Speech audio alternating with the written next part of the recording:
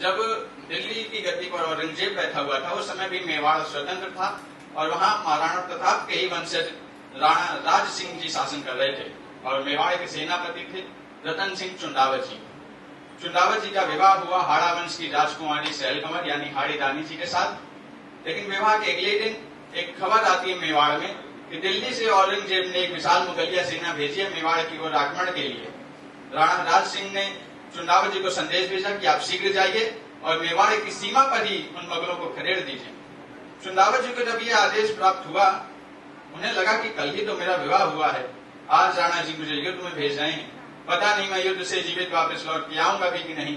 यह सोच करके वो थोड़े दुखित चिंतित हुए। ऐसी अवस्था में वो अपनी नवविवाहिता पत्नी से क्या कह रहे हैं कि प्रेम में अधीर हो रतन सिंह चुंडावत बोले है प्रिया ये देखो कैसी कठिनाई। बहुत बढ़िया।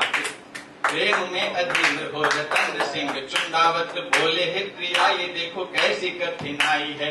कल ही संयोग से हुए थे एक हम तुम, आज ये वियोग पत्र आया दुखदाई है। पत्र में आदेशित किया है मुझे राणा जी ने, मेवाड़ी धरा पे घटा संकट की छाई है। सेनापति सीमा पर सैन्य दल लेके जाओ, फिर फौज मुगलों की मरने को आई है।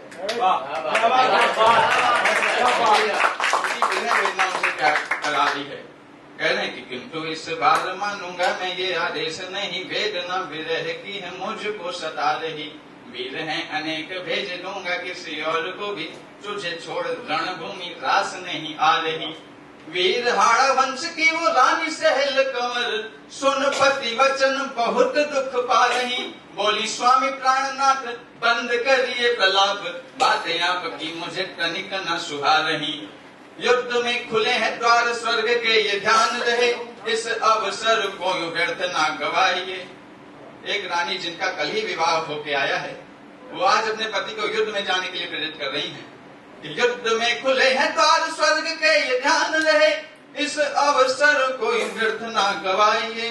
याद करिए वो बलिदान निज पुरखों का, मोह में मदांध होके धर्म ना भुलाइए। निज नारी नेह में निमग्न हो के आप निज शौर्य वीरता भी प्रश्न चिन्ह ना लगाइए।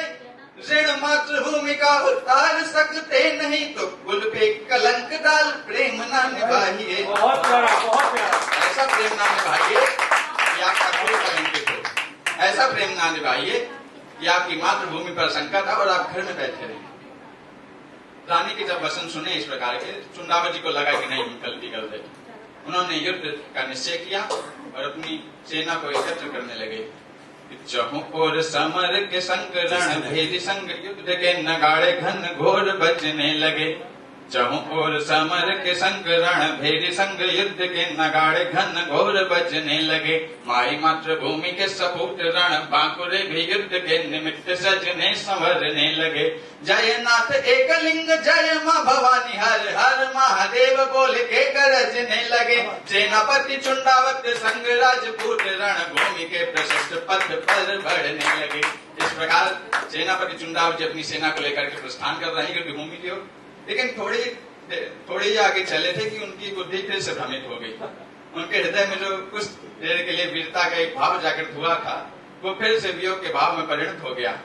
उन्होंने अपने सेवक को बुला करके कहा कि तुम शीघ्र महल जाओ और रानी से कहो कि वो मेरे लिए अपनी कोई एक ऐसी निशानी भेज दे जिसके सहारे मैं युद्ध के दिनों में उनको याद करता रहूंगा।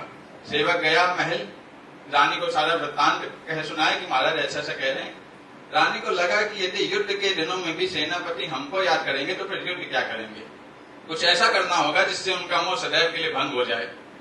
अंतिम छंद पढ़ने जा रहा हूं, सुनिएगा हाड़ी रानी ने फिर क्या किया। सुमिरन किया मातृभूमि का अनेक बार, खींची धारदार तलवार मारी यार पार, एक क्षण में ही शीश तन से दिया उतार।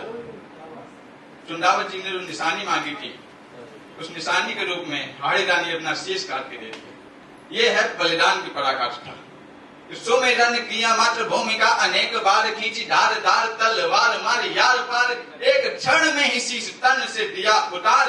मानो रण चंडी चामुंडा का दिव्य अवतार, एक हाथ निज मुंड एक में लिए कतार, बह रही सोनित की वेगपूर्ण तप्त धार।